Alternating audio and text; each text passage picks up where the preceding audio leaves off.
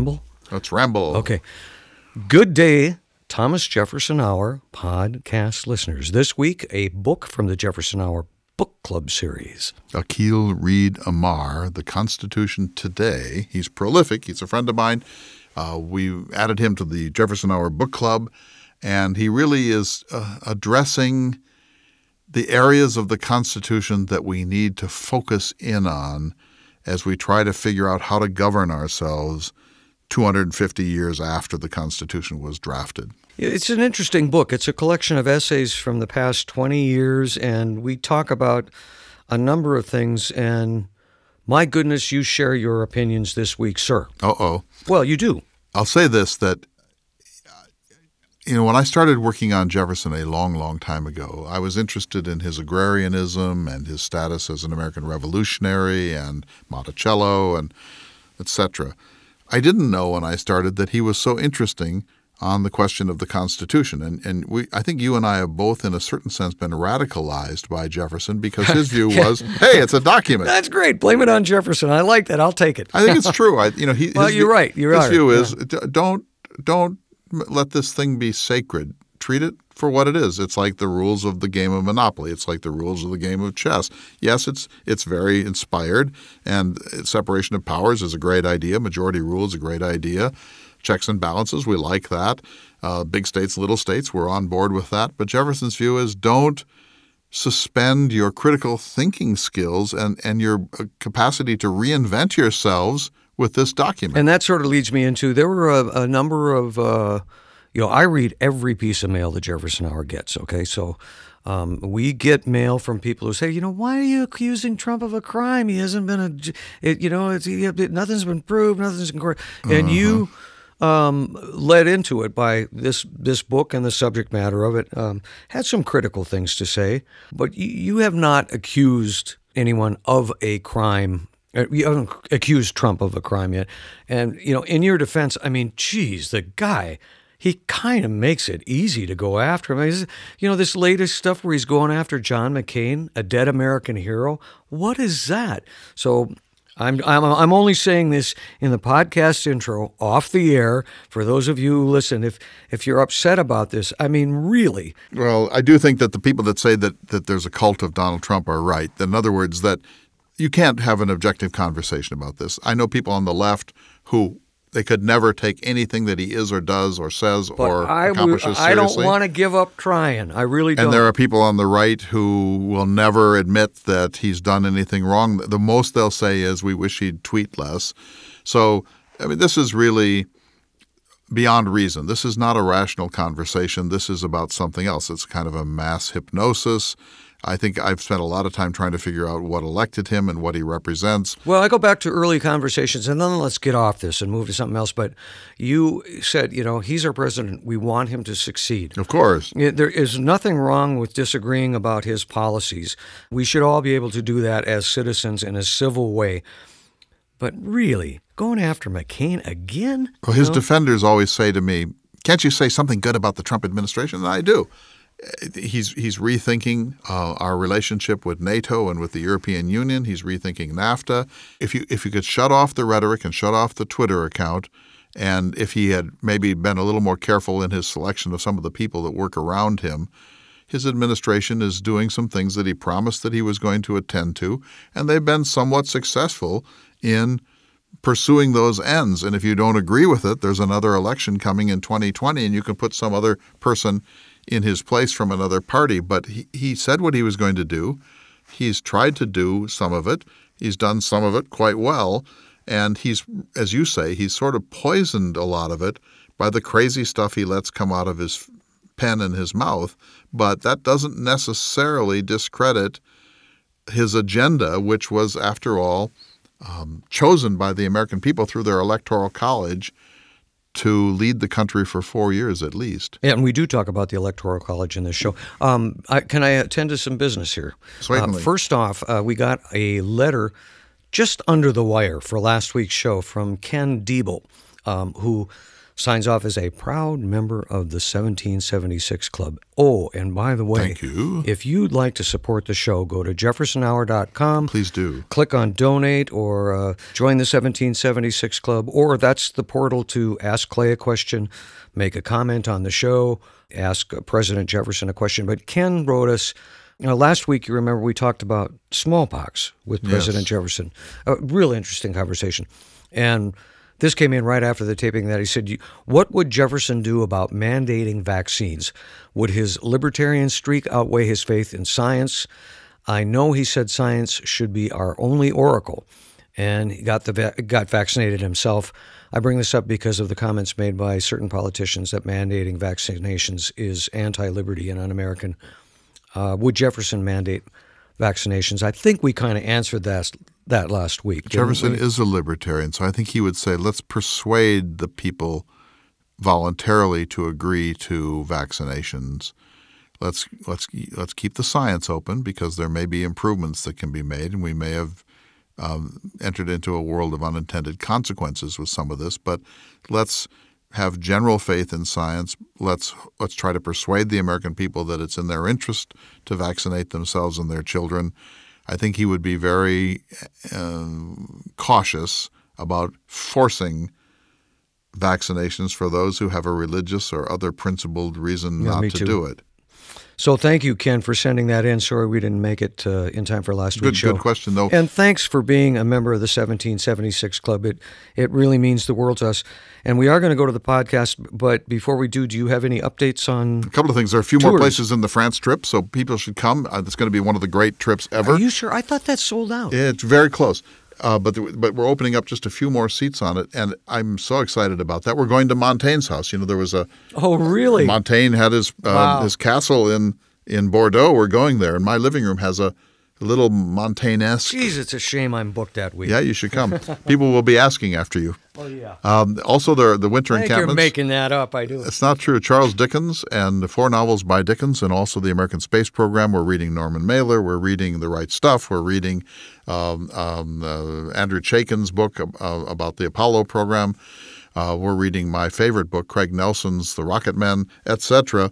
So those 2 winter encampments, you can find out about them at jeffersonhour.com. And there are just a couple of special places for people on this summer's Lewis and Clark tour. Monticello is doing it, but they have contacted me and said that if we wish to, we can bring in a few serious Jefferson lover adventurers for the trip that's July 20 through 29. So if that interests you, go to the Jefferson Hour website and contact us. But all these are coming up. And then we've been planning, David, Greece for 2020, Jefferson's Greece, and Literary England for 2020. So the tours are just coming. I got to say, I really do. I read every piece of email correspondence. So what do you think the that comes to us. pushback is about? Let's take one more minute on it. No, What no, is no, that about? What is that that's not about? what I mean. I'm over that. What I'm not. What I'm going to say is there's been some extraordinarily kind Yes. remarks About you. sent to us. No, about the show and what it means to people, and I don't want to get too deep into it because You're crying I'll now. get mopey. You're crying. Yeah, you're No, crying. I just want you to know I read that stuff, and it means a lot. Thanks. Yeah. Let's go to the show. Good day, citizens, and welcome to the Thomas Jefferson Hour, your weekly conversation when he's here with President Thomas Jefferson. However, this week, the gentleman who portrays President Jefferson, Mr. Clay Jenkinson, is here, and we're here to talk about a Jefferson Hour book club selection, The Constitution Today. Akhil Reed Amar is a Sterling professor of law and political science at Yale. I've known him for a long time. I suppose for 20 years we were at a judicial conference together long ago.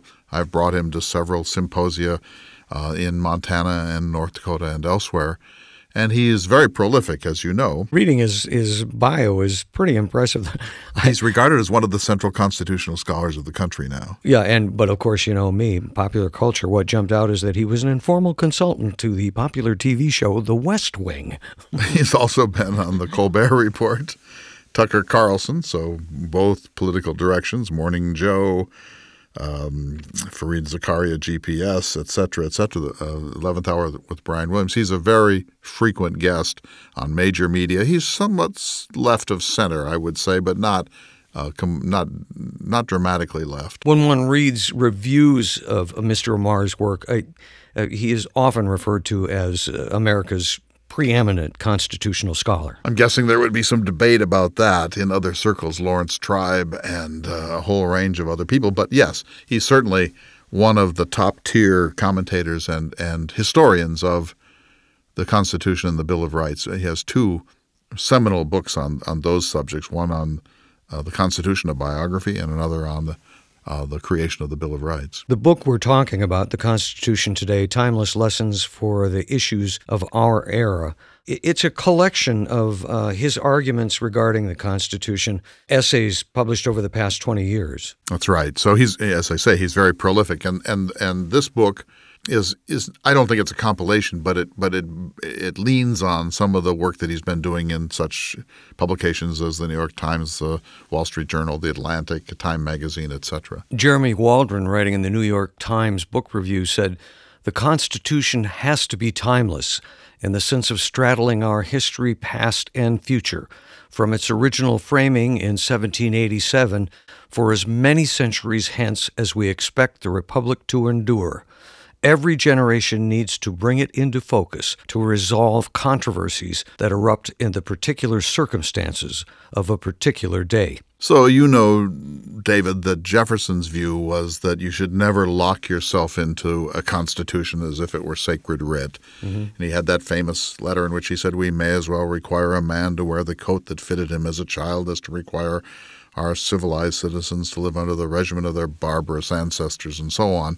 I agree with him. And I agree with him. It's not really a popular notion today. What you hear more of is like it came down from the mountain written on stone tablets. Right, and Jefferson was against that, and I think he was right. And I did not think this when I started thinking about Jefferson 30 years ago, but as you really go through it, you see the problem. So here are just a couple of them. One is, this is an 18th century document written at a time when we were infinitely simpler, when the Atlantic was a very, very wide moat, when a high-tech weapon was a musket that took 30 or 40 seconds to reload, when there was no internal combustion engine, when everything was very, very low tech, and the United States was an experimental republic that wasn't a very important player in the world. Certainly it wasn't the policeman of the world, and it wasn't a world in which an ICBM or cruise missile can travel at enormous speed with almost unbelievable power to kill, and so on. And so trying to make an 18th century instrument, however brilliant it was, fit circumstances that not any one of the Founding Fathers could ever have anticipated, even slightly, is a very difficult thing. And what it does is it forces us to strain and stretch the language of the Constitution to cover things that could never, under any circumstances, have been predicted. And you know, the people who revere it say, well, it's not meant to cover everything. It's just meant to provide a general blueprint. But it doesn't always do that very well. And so Jefferson's view was, look, folks, it's just a document. Tear it up, start over, write something new, make sure that it covers the ground. So, I mean, the classic case for our time is the Second Amendment.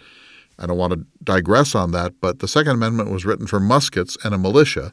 We now live in an era where the president has just proposed a $750 billion appropriation to the Permanent Department of Defense, and we don't have a militia system, and a 9mm handgun is an infinitely more powerful weapon than the finest weapon of Thomas Jefferson's time. So you could say, how well are you doing to lean on an amendment that was written for muskets at a time of the sort of weapons technology that we have in the 21st century? I'm not saying that there's a solution to that problem, but Jefferson would say, come on, folks, you can't do the impossible. You can't make something that was intended for a whole different world work very well for your world, which is so fundamentally revolutionized in technology, in demographics, in communications, etc. Amar writes that he, quote, ours is a temporary extended text. It goes on to say that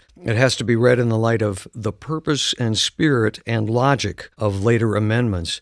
But he starts the book. The proper starting point for planning is the Constitution, which says that if both the president and vice president are unavailable, presidential power should flow to some other federal officer.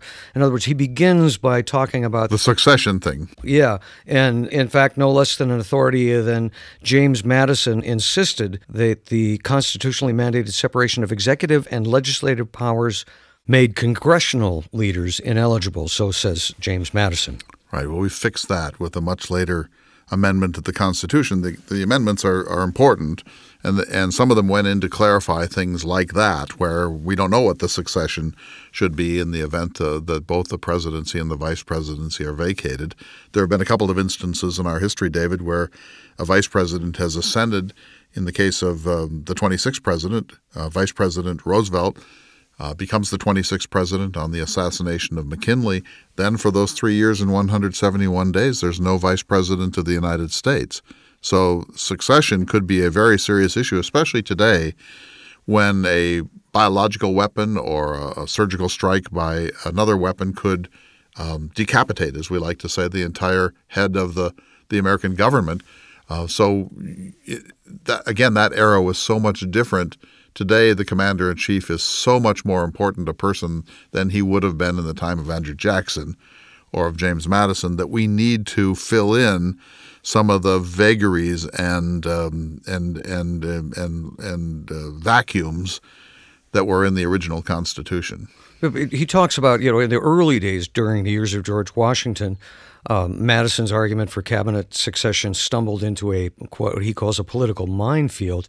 And the order that they had then was sort of like flipped completely in 1947 when there was a succession statute enacted, which leaves us where we are today, which is Speaker of the House. And then Speaker of the, Right. It goes down. The list goes well down. And then, as you know, like during a State of the Union message or during the period after 9/11, we actually sequestered somebody from that list so that there would be continuity in government if there were a strike, God forbid, on the United States Capitol during an event where the entire government is present.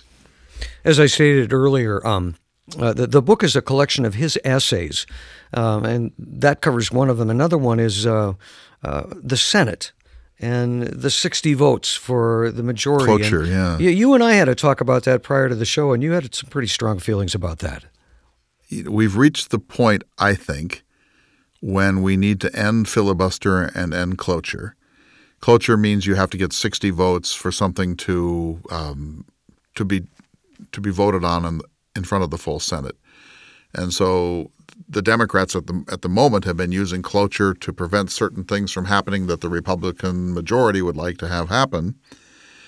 When the situation is reversed, the Republicans use cloture to prevent the Democrats from occupying or prevailing by majority rule. These are not constitutional provisions. If you read Article 1 of the Constitution, which is about the Congress, it doesn't say these things about filibuster and cloture. These are rules of the Senate that were partly devised by Jefferson when he was serving as vice president. He was so bored that he wrote a manual of senatorial procedure. It's been amended and changed somewhat. Some of these things are just customs. As you remember, we're both old enough to remember that in our youth, a filibuster was an actual physical event, that the senator had to stand there for days and read the Yellow Pages or read the Federalist Papers. And the Jimmy Stewart movie, Mr. Smith Goes to Washington. Right. That's a great example. So it used to be. Now you can just say, I'm filibustering. And so now they don't have to stand there. I think they should have to stand there because then they wouldn't do it. He writes, the Senate is a body that reveres tradition, and he goes on to talk about how they kind of believe that the filibuster is built, but it's not. It's not built into the Constitution at all. It's a custom, and I think it's a bad custom. Look, here's Jefferson's view. Majority rule. Right. So majority rule means that if there are 51 senators who want to invade Iraq and the 49 don't, that the 51 should prevail. And that's not just Jefferson. That's a founding principle. That's the central principle of our culture is majority rule. Now, you hope that if you're going to invade Iraq that it's more like 80-20 or 90-10 or 99-1. But majority for Jefferson is sacred. And he actually says that even a majority of one provides effective constitutional consensus, that we need to get behind whatever the majority rule is. All these things that hold that up, in my opinion, are mistakes, and they're hurting this country, and we need to move back towards majority rule, that elections matter, that it's more like a parliamentary system, that the party that comes to power in the election has a right to put into place its program, and that you have to stop impeding the other party from doing what it was elected to do. That's a place I'd like to go after we take our break, is this majority rule, where it came from, why Jefferson believed in it, and how it works now. Most of our Constitution works by simple majority rule. The Constitution does require supermajorities for things like treaties and impeachments and so on. But for the most part, the Constitution makers understood the principle that 50 plus 1 or 50% plus 1 is a consensus under the rules that we have agreed to for passing laws in the United States. Let's talk more about that when we return, but right now we're going to take a short break. We'll be back in just a moment. You're listening to the Thomas Jefferson Hour.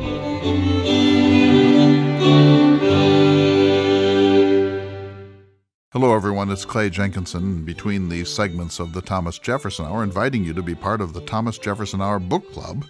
As you know, we are looking somewhat formally at a number of books this year, and the next on the list is Jefferson's only published book, Notes on the State of Virginia.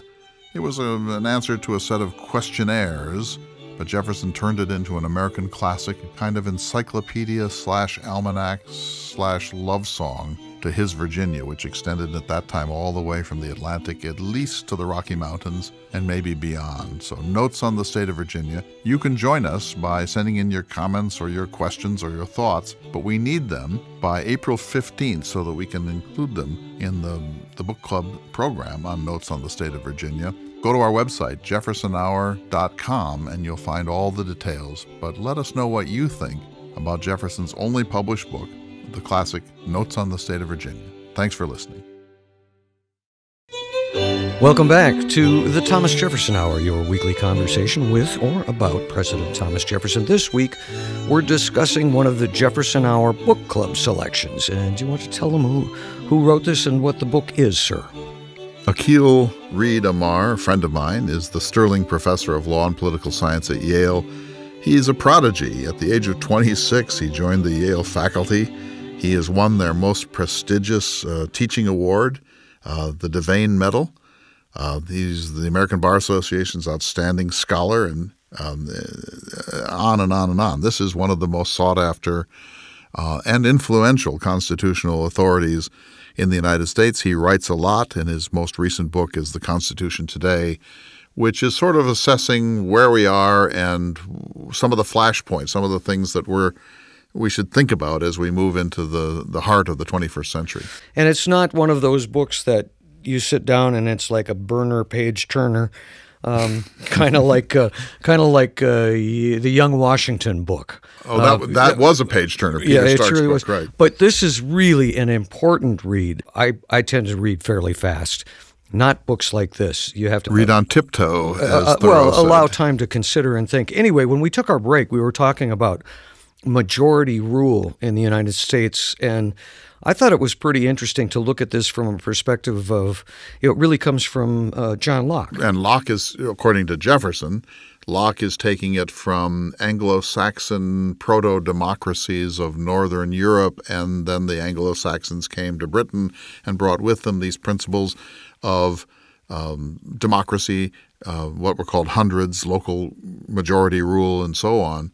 And then, according to the Jeffersonians, this Whig theory of history, the Norman invasion clouded all that with French medievalism and feudalism, and that the history of modern Britain and the United States is the history of the recovery of this notion of the sacredness of small-scale democracy and majority rule, and that Locke, who was one of Jefferson's three intellectual heroes, one of the three greatest men who ever lived in his view, 17th century thinker, psychologist, and political theorist, it articulates the idea of majority rule that then goes on to have extraordinary influence over the founding of the United States. He talks about at the founding, senators were elected by state legislators. I'm not sure most citizens recognize that. Well, up until the second decade of the 20th century, the direct election of senators is a progressive breakthrough that came after the era of Theodore Roosevelt. Roosevelt himself had been in favor of this, but up until then, from the beginning of the Constitution until the second decade of the 20th century, senators had been created state by state by their legislatures. And this was seen as really wrong-headed because it meant that the people did not really control who their senators were. The Senate would be cronyists who would then sit in smoke-filled rooms and say, oh, well, we're going to make X senator, we'll make Y senator. And they would then put people of their own stamp to protect key industries or to protect a party or to protect the status quo, and not let the people themselves decide who they wanted to represent them in the United States Senate. And so for most of our history, well, at least half of our history, we had election of senators by states, not by the people themselves. I'm feeling a little guilty about maybe inferring that this book is sort of a dry read, because it's not. He has a great sense of humor, and it comes out. We were talking about filibusters, majorities. I'll give you one of his sentences. Is the United States Senate like Cinderella? Does it have the power to transform itself in only one limited moment at the opening of the new Congress? That is one of the two big questions in the filibuster reform debate that is now taking center stage. Well, this was written several years ago, but I thought that was pretty good. The thing we need to realize is that the United States as a society is almost incredibly dynamic and committed to change and innovation.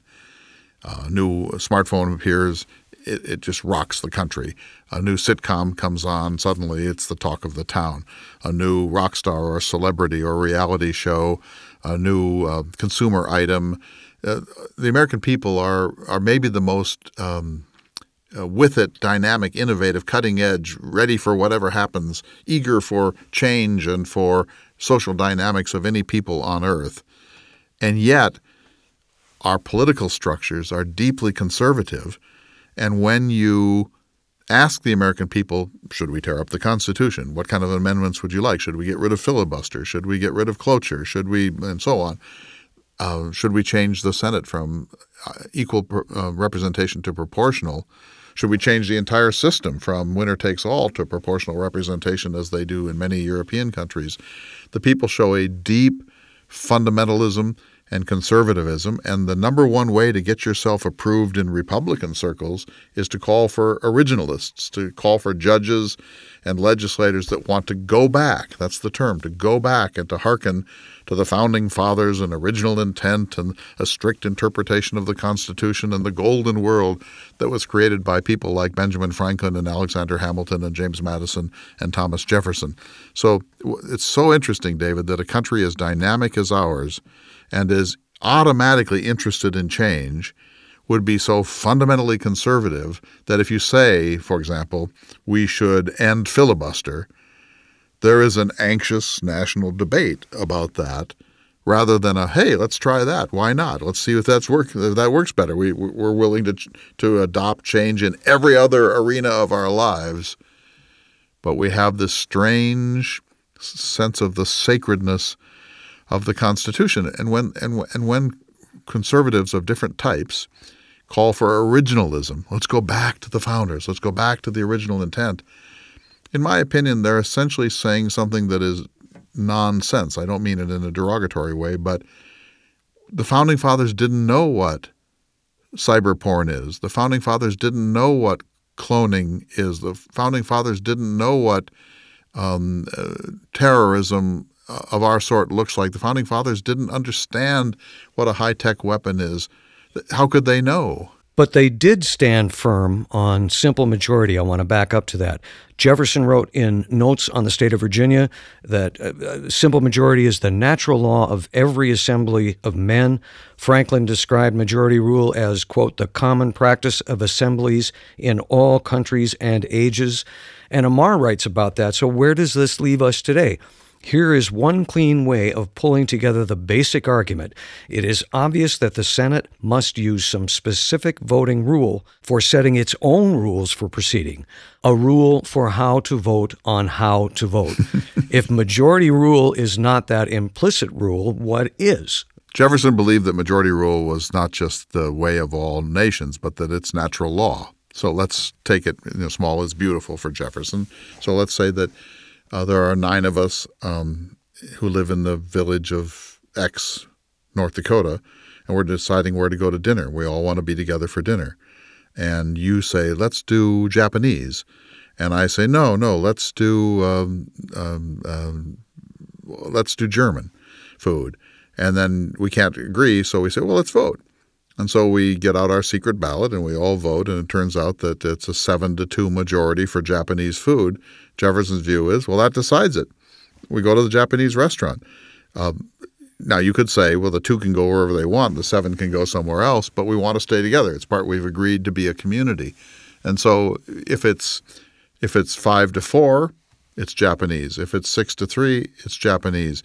If you had 10 people and it's 5-5, now what? Well, now you need a vice president to come in and say, I'll cast the deciding vote. It's German food tonight. Oh, that it were so simple. But no, for Jefferson it is this simple, that you have a bill, so shall we declare war on Canada? 51% means yes. But reading Amar's book, I kind of get this feeling like, you walk me through this and bring me down, but I kind of get this feeling like there's so much reverence for the Constitution, how it's been written, and how sacred this document is, that sometimes the intent of it is lost in that tradition. I mean, as we just talked about, majority rule, the Senate can change the rules. I don't think, from my point of view, you can think that the Constitution is sacred when it had the 3/5 clause. It also had a fugitive slave return clause. It had a prohibition on ending the slave trade for 20 years after ratification. How can we consider the Constitution sacred when we, after the Civil War, we graduated out of some of these horrific, inhumane, direct violations of human rights that were installed in the very sacred document that we're talking about? A Constitution, we have a great Constitution. Here's why. Separation of powers and checks and balances. Agreed. That's what's good about it. Separation of powers, that the judiciary can check the other 2 branches, that each branch is sacred in its own arena, but each one has the capacity to check the other one under certain conditions. The president can veto, but the Congress can override the veto. The judiciary can strike down a bill, but the House and Senate can pass a better bill or reassert the same one. We have a system that works by way of checks and balances that comes from Montesquieu more than from John Locke. We have a system that has separation of powers. We have the Bill of Rights, which is one of the world's most important documents, although it could use a bit of clarification because of the changes since 1789. But those are the things that matter. The Constitution has fundamental weaknesses because it was written in a certain time and a certain place, and about half the people who were at the Constitutional Convention were slaveholders, and they didn't want women in public life. The other thing that seems to happen is that precedents are set, and then they are written in stone as well. And I'll give you an example, which you know. James Madison and other House leaders demanded the Washington administration hand over various diplomacy-related documents. The White House said no, and that precedent stands to this day. And we're about to see that play itself out at this very moment. Well, also Jefferson in the Burr trial. That's not in the Constitution. What do we call that? I call these the informal Constitution or the non-written Constitution. Here's another. Jefferson in the Burr trial was subpoenaed, and he said, no, I'm not going to Richmond to be in this trial. And he invoked executive privilege. We've talked about that. And Richard Nixon invoked executive privilege. We're about to see executive privilege invoked again. That's not written in the Constitution. How about executive order? There have been executive orders And I think every presidential administration in American history, or very nearly so, recent presidents have done a lot of it. Obama did, Clinton did, the Bushes did, and now President Trump. These are not constitutionally based. These are a kind of an innovation that came almost from the beginning. George Washington issued executive orders, but they're not grounded in the Constitution. So a lot of what we do is what has to be called, from a kind of strict academic point of view, extra constitutional, but it happens. Recently, in a couple of discussions, you've talked about you feel like we're headed for a constitutional crisis. We are in it. And we've gotten some pushback from listeners who say, wait a minute, we're not there. So we're there. Here we have these, what you just went through so well. It's not in the Constitution, but it's an accepted practice, and it's almost as if it is part of the How do we push back against that? David, I think that most Americans do not want a new constitutional convention. So they're this side of Jefferson's radicalism on that point. And I have many good friends who think we would be insane to open up the Constitution to a serious rehaul. But I think we could have a non-binding constitutional conference to suggest important clarifications and changes that could then be adopted or not on a provision-by-provision basis.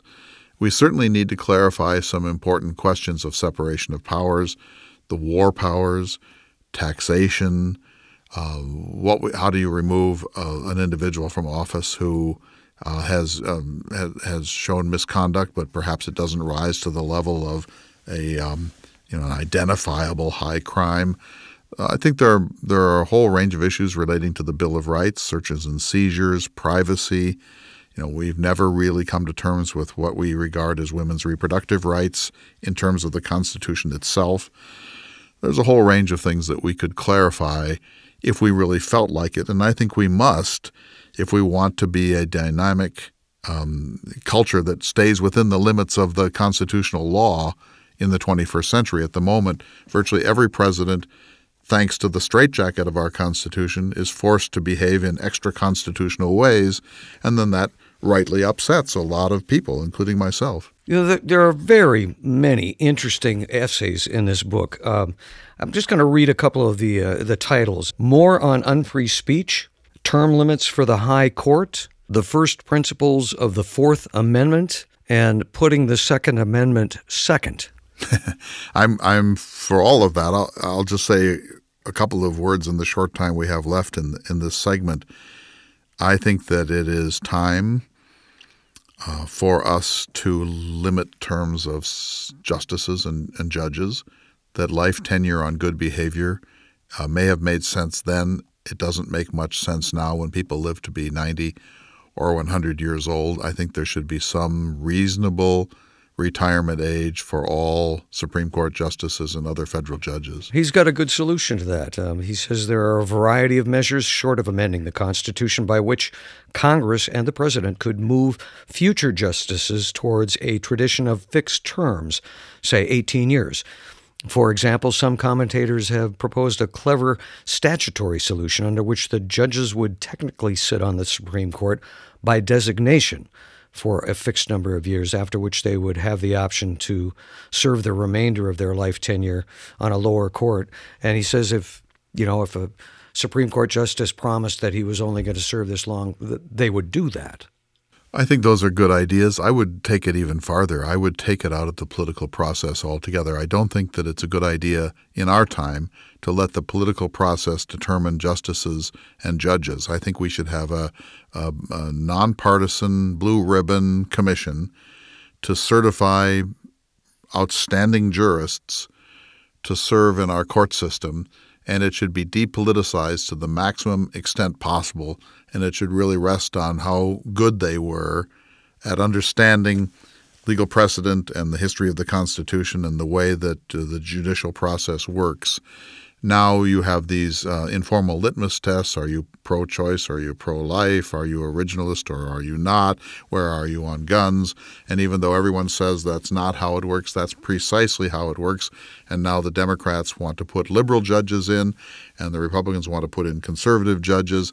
And it's really damaged the the authority and the integrity of our court system, I would move to remove the nomination process for justices and judges altogether from the political process, and just have an up and down straight vote in the Congress in the Senate after the whatever this board is had proposed X figures for the high courts. I'm not as concerned about it, I think, as you are. We could talk about it more, but I call me naive. I have a feeling that when individuals are appointed to the Supreme Court, something happens that changes the game. I don't know a better way to say it. I know that Eisenhower famously said, "I've made only 2 mistakes, and they're both on the Supreme Court," which I love.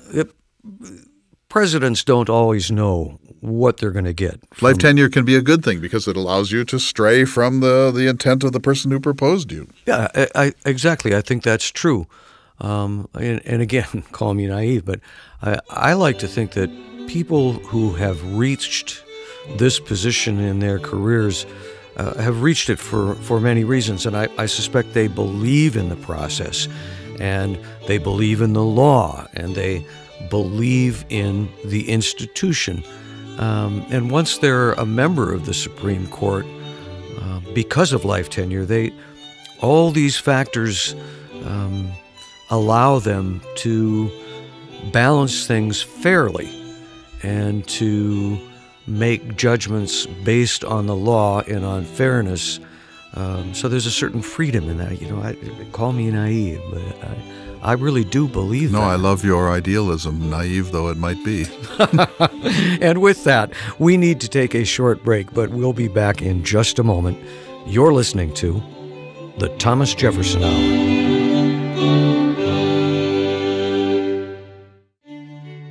Hello, everyone. It's Clay Jenkinson. In between these segments of the Thomas Jefferson Hour, let me invite you to next year's Winter Humanities retreats at Locksaw Lodge, just west of Missoula, Montana. The first is The Imagination of Charles Dickens, January 12th through 17th. And the second one is Exploring the Space Program, January 18th through 23rd.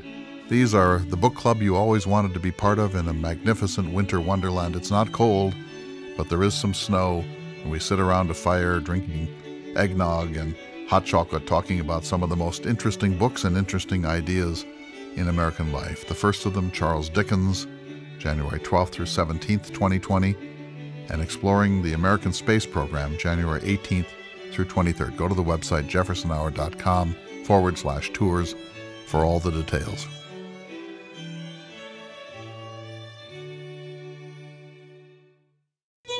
Welcome back to the Thomas Jefferson Hour. I'm Clay Jenkinson. In this special out-of-character edition of the Jefferson Hour, seated across from me is my friend and soon-to-be fellow gardener, Mr. David Swenson, the semi-permanent guest host and of the Thomas Jefferson Hour. Proud to be. That title hated by some, but beloved by you. Yeah. And you know what? That's unique. Tell me another show where you get that. It's a long semi-permanence. See how humble and selfless I am? Oh, yeah, that's it. That's it. All right, so this week, Akhil Reed Amar, the Jefferson Book Club. A good friend of yours. A friend of mine, and someone whose work I greatly admire, sort of weighing in on where we are and where are the flashpoints. Where do we need to focus in? We need people like this to put things in proper perspective, and read his book, and you'll think about the Constitution. And I'm real glad you nominated this one and that we followed through on it. I just have a couple of reasons for doing that, David. Number one, I'm with Jefferson that to look on the Constitution as sort of this untouchable, sacred thing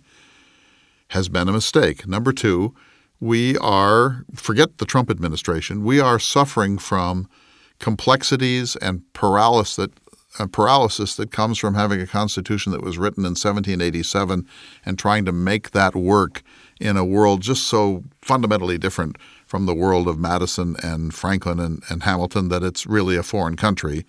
And number three, great nations find ways to address the fundamental challenges and issues and opportunities of their existence. And here we are, sort of all balled up in national paralysis, at the current time, not just this administration, but recent administrations, because it's a different world. Amar writes, the framers envisioned a system in which all three branches would take the Constitution seriously. For example, when Congress, in its 1798 Sedition Act, you know where I'm going with this, Thomas Jefferson campaigned against the law and later as president refused to, he stood up for his branch of government, said, no, that's not right. And but when the Adams, we need Congress to do that now. That's the problem. When the Adams administration passed the Alien and Sedition laws, they were signed into law by John Adams, although reluctantly, and then the courts did not take up the case. So all three branches essentially conspired or coordinated in what Jefferson said were anti-constitutional acts. He said a palpable violation of the Bill of Rights, laws worthy of the 9th or 10th century. Freedom of speech. It broke down. It Right. broke down in the first international crisis under our new Constitution. And Jefferson thought, if it breaks down this soon and there isn't an adequate check and balance on illegal congressional activity, we're doomed. We've got to stop this now. So he went away and wrote the Kentucky resolutions, and that really didn't solve the problem. But he was elected.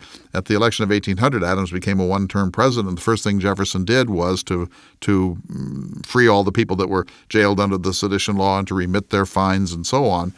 That's not an ideal solution. The ideal solution is that, let's say the president has a knuckleheaded idea, Congress stops him. Let's say the legislature does something that's palpably in violation of the Bill of Rights.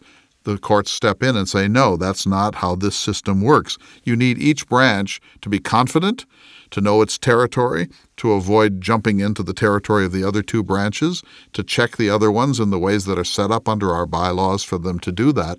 And since the time of Theodore Roosevelt, but particularly recently, we have these imperial presidents. There's even a legal theory called the unitary executive. In other words, that the president is above the law. The president can do more or less what the president thinks the country needs at any given time. That's eroded the powers of Congress. Congress has not behaved in a very responsible way, and I'm not just talking about the current situation.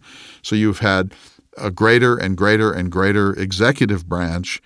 The judiciary has in many important ways discredited itself in the last years by being openly partisan and too visible. So you've got a constitutional crisis. Even if Donald Trump had never been born, you have a constitutional crisis in the United States because the glory of our system was checks and balances and separation of powers, and that has almost it has broken down in some very dangerous ways in my lifetime, in yours. I think about if I was in the position that I shall never be in, but if I was in the position of an elected official in Washington, how would I react to the pressure, and the party pressure and the pressure from the press and the pressure from donors? I would like to think I would do the right thing, but I hate to be too judgmental because we can't imagine the position. When Lyndon Johnson came to the Senate, Rayburn, the Senate Majority Leader, and his mentor said, to get along, you have to go along. It's kind of a famous piece of advice. To get along, you have to go along. You have to be quiet. You have to make a lot of compromises. You have to do horse trading. You have to hold your nose and vote for things you don't like. The only way you can achieve any authority and power in the Senate is to play the game over time and realize that it's a marathon, not a sprint, and you can't come in with righteousness and with your own agenda and with a scathing view of all the old hacks that have been there for a long time. So there's one view.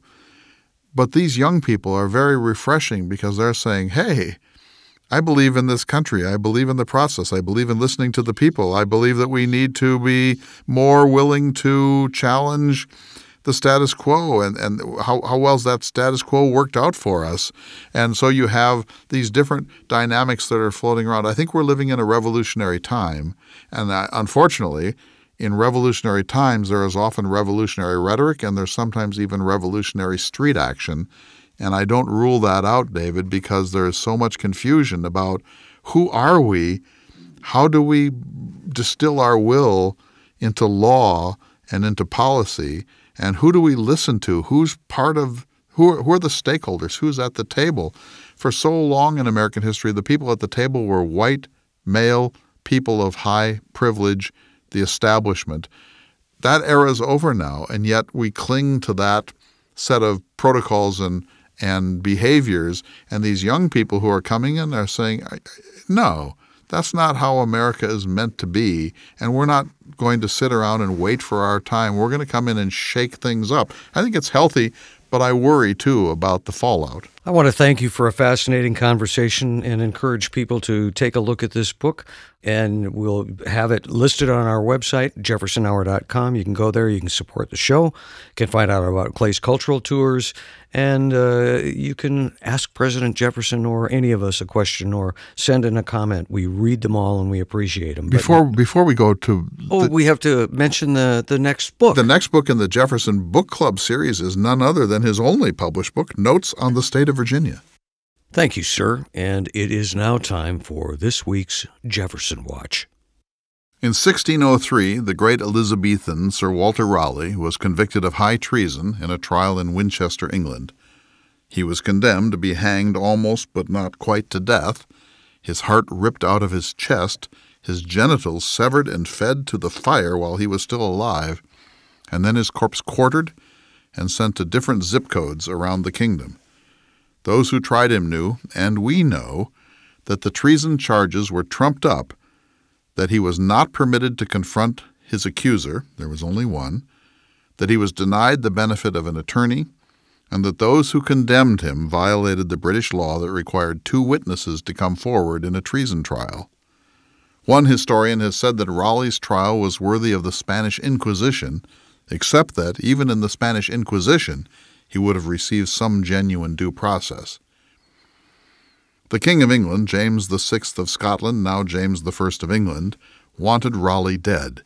The reasons for this are complicated, but suffice it to say that Raleigh, who had been one of Queen Elizabeth's 4 great favorites, represented everything that James despised and detested. James was afraid of nearly everything in life, and he was particularly afraid of this dashing, fabled, ambitious, powerful, and supremely confident courtier left over from the last regime. He knew that Raleigh was not enthusiastic about his kingship, and that the great soldier, poet, historian, and explorer had friends who were even less enthusiastic. That seems to have been enough. King James believed, and he caused his Attorney General Edward Coke to argue, that rex is lex, that the king is the law, that whatever the king decides, no matter how arbitrary, has the force of law. In the end, Raleigh was beheaded, it took 2 strokes, rather than hanged, castrated, and disemboweled. His body was buried in the chapel of St. Margaret's Church, Westminster, not far from where he was executed on October 29, 1618, but his severed head, if you can imagine this, was given to his wife Bess, and she kept it in a red leather bag for the rest of her life. What may be that bag has recently been discovered in England. If Raleigh were tried today in Britain or in the United States, he would be acquitted. Not only would he have the benefit of an attorney or a team of them, but the rules of procedure would be followed scrupulously, and he certainly would be permitted to face his accusers. There is enough reasonable doubt in his case to sail an Elizabethan ship through. In fact, Raleigh was tried in one of the last moments in British history when a tyrannical king could send a man to his death merely because he distrusted him or felt threatened by him. By the time the Stuarts were shunted away from the English throne in 1688, the Glorious Rebellion, the idea that the monarch was the law, or was above the law, was permanently discredited. Sir Walter Raleigh may have named Virginia back in 1584 for the Virgin Queen Elizabeth I, but he never stepped foot in North America, and by the time the United States was born in 1776, the idea that the king could behave in an arbitrary manner was cited by Jefferson as justification for armed rebellion for the American Revolution. 4 years later, in his draft of a new constitution for Massachusetts, John Adams famously wrote, "We must be a government of laws and not of men. Lex over rex, not rex over lex." That's the Enlightenment standard. That's the American standard. We like to think that's how things work in America, but we all know that power, money, race, celebrity, and public office distort the process considerably. If John Adams' great principle invariably worked, O.J. Simpson would be in prison for murder, and the Lakota protester Leonard Peltier would be free. A number of the 45 presidents of the United States have committed crimes while in office, but none has ever successfully been impeached. Richard Nixon was named as an unindicted co-conspirator for committing crimes that would have landed him in prison had he not been the President of the United States. Nixon famously said in an interview with David Frost in 1976, "If the President does it, that means it's not illegal." People rightly responded to that wild and self-serving claim with outrage, but Nixon was speaking the de facto truth, if not the truth du jour. A few examples will serve. Some people believe that Nixon and his national security advisor Henry Kissinger should have been tried for war crimes for continuing the Vietnam War after admitting to each other in 1969 that the war could not be won. Kissinger's best advice was to carry on the war for a decent interval, a couple of more years, then declare victory and withdraw. Not only did Nixon and Kissinger wage war in Cambodia illegally, but their cynical purpose, Nixon said he did not want to be the first American president to lose a war, cost 22,000 American lives and hundreds of thousands of Vietnamese lives. President Reagan waged a secret war against Nicaragua in direct violation of a congressional law forbidding just that, meanwhile trading arms for hostages, a thing he said he would never, ever do, to pay for it. He eventually accepted responsibility for his actions while claiming that it was all pretty fuzzy in his mind, and the country decided it didn't have the heart to impeach him, though from a strict constitutional point of view he richly deserved it. Several of his aides went to prison, including Oliver North, who became a hero of the right for committing felonies against the government of the country he said he loved. President Clinton lied under oath during the deposition in the Paula Jones sexual harassment case. He was impeached by the House of Representatives but not convicted by the Senate. He lost his law license and paid gigantic fines, but his presidential approval ratings actually went up, and he left office all smiles in 2001. And here we are now, in the midst of a deepening scandal involving illegal campaign contributions, obstruction of justice, money laundering, bank fraud, witness tampering, illegal foreign contributions to inaugural ceremonies, violations of the Logan Act, and probably more. President Trump has already been accused by the Southern District of New York, a key branch of our Justice Department, of ordering a payoff to a porn star, which is not only sleazy but a violation of federal campaign finance laws. Were he not president, individual number one would have been indicted and tried for that crime. But here's the rub. We say that no man is above the law, that we are a nation of laws and not men, but we all know that is not really true. All the presidents who have committed high crimes in office have gotten away with it, with the possible exception of Richard Nixon. It seems to me that the Mueller report, regional offices of the Justice Department, and the myriad of congressional investigations will prove to anyone with a shred of objectivity that Donald Trump and his nearest associates have committed a large number of unmistakable, unambiguous crimes, some of them grave. While some of Trump's associates will go to prison, some are already there, the president will survive all of this and finish out his term. Trump supporters are already making such arguments as, in some technical sense, he may have violated federal campaign finance laws, but come on, that's the stuff of fines, not prison time. And if you look at the firing of FBI Director James Comey or the pardon dangling or Trump's attempt to get Acting Attorney General Matthew Whitaker to interfere in the Southern District of New York, if you look at that from just the right angle, these can be explained as what the head of a government would legitimately do when his enemies have infiltrated our legal institutions to engage in a judicial coup d'etat. When those defenses break down, there's always, okay, there have been some missteps, but are you really going to impeach him over this? And when all else fails, you're going to hear this from sea to shining sea, the ultimate defense will be, well, at least he ain't Hillary. So the tradition of Rex is Lex is not quite over yet, even in this our happy republic. But back to Raleigh for just a moment. Thomas Jefferson understood Walter Raleigh's importance in the history of the English colonies in the New World, particularly his own Virginia. Traveling to England with John Adams in 1786, Jefferson saw a painting of Raleigh in Birmingham. He asked Adams, or perhaps his aide Colonel Smith, to obtain a copy of that painting for himself. It took a while, but eventually Jefferson got his likeness of Raleigh. You can see it, even now, in the parlor at Monticello, along with some other explorers of the New World.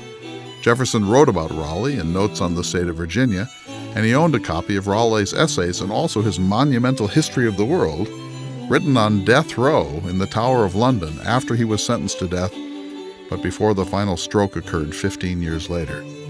King James may have chopped off Raleigh's head, but not before he wrote some of the greatest prose of the English Renaissance. I'm Clay Jenkinson. We'll see you next week for another exciting edition of the Thomas Jefferson Hour. The Thomas Jefferson Hour is brought to you each week by Dakota Sky Education. The program is distributed nationally by Prairie Public Radio. President Thomas Jefferson lived from 1743 to 1826, and this program presents his views. President Jefferson is portrayed by the award-winning humanities scholar and author, Clay S. Jenkinson. To obtain a copy of this or any past show for a $12 donation, please call 888-828-2853. Again, that number is 888-828-2853. This program is also available online at jeffersonhour.org and on iTunes. If you'd like to correspond with President Jefferson or submit a question for him to answer on the program, please visit the website at jeffersonhour.org. The Thomas Jefferson Hour is produced at Makoche Recording Studios in Bismarck, North Dakota. Music by Stephen Swinford. Thank you for listening. Please tune in again next week for another thought-provoking, historically accurate program through the eyes of Thomas Jefferson.